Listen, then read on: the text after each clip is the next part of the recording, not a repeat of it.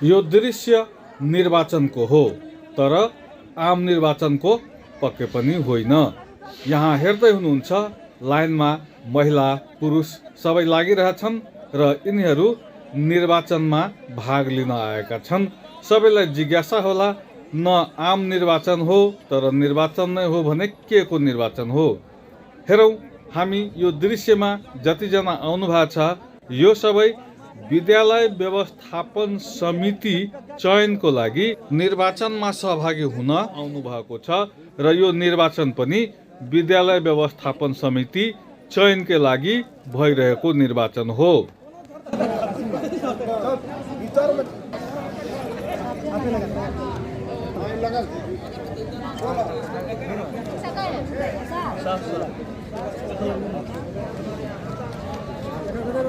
सप्तरी जिल्ला स्थित रूपनी गाउँपालिकामा पर्ने मावि नक्टी रायपुरमा यो व्यवस्थापन समिति चयनका लागि निर्वाचन भइरहेको छ।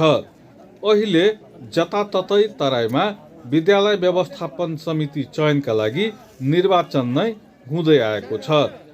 शिक्षा ऐनको मर्म र भावनालाई बुझ्ने हो भने त्यसले निर्वाचनको कल्पना पक्कै पनि गरेको छैन। शिक्षा ऐनले अभिभावकहरूमध्येबाट 2 जना महिला र 2 जना पुरुष छनौट गरी सो मध्येबाटै 1 जनालाई व्यवस्थापन समितिको अध्यक्ष बनाउने कल्पना गरेको छ।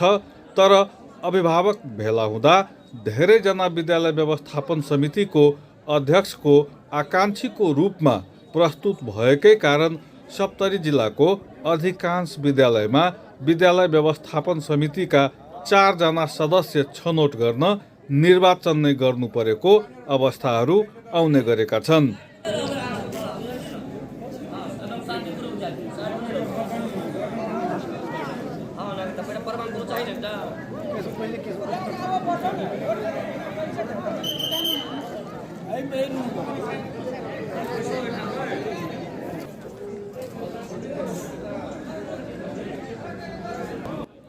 विद्यालयलाई शान्ति क्षेत्र घोषणा गर्ने र विद्यालयलाई राजनीतिबाट मुक्त गर्ने कुरा विभिन्न फोरम, मञ्च तथा राजनीतिक दलका कार्यक्रमहरूमा पनि उठ्दै आएको छ।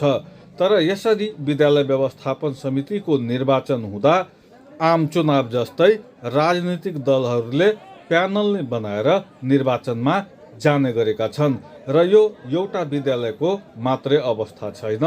सप्तरी जिल्लाको अधिकांश विद्यालय व्यवस्थापन समिति छनौटका लागि निर्वाचन नै हुने गरेको छ र सो निर्वाचनमा विभिन्न राजनीतिक दलका व्यक्तिहरू प्यानल बनाएर नै स्वतन्त्र रूपमा निर्वाचन लड्छन्। हुन त हेर्नलाई त्यो स्वतन्त्र नै हो, तर राजनीतिक आस्थाकै आधारमा प्यानल बनाएर निर्वाचनमा गएको अनेकौं उदाहरणहरू देखिन सकिन्छ।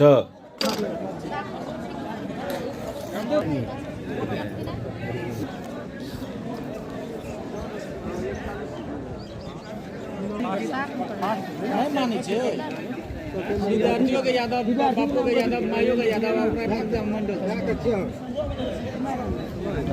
क्या क्लास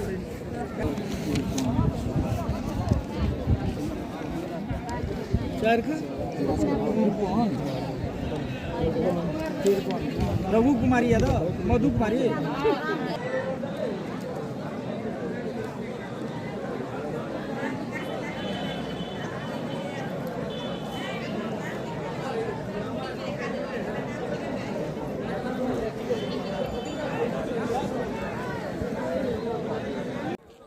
शिक्षा ऐनको मर्म र भावना अनुरूप सहमतिमा अभिभावकहरूमध्येबाट 2 जना महिला र 2 जना पुरुष छनौट हुन नसक्ने अवस्था आएपछि त्यसको विकल्प लोकतान्त्रिक प्रक्रिया र निर्वाचन बाहेक अरू केही पनि छैन। त्यसैले विद्यालय व्यवस्थापन समितिको छनौटमा निर्वाचन हुँदै आएको छ। तर हामी विद्यालय व्यवस्थापन समिति चयनका लागि निर्वाचन नहोस् र सहमतिमै चयन होस् भन्ने उद्देश्य राखेर यो भिडियो यहाँहरू माझ लिएर आएका छौँ। गुणस्तरीय शिक्षातिर यहाँहरूको ध्यान जाओस्।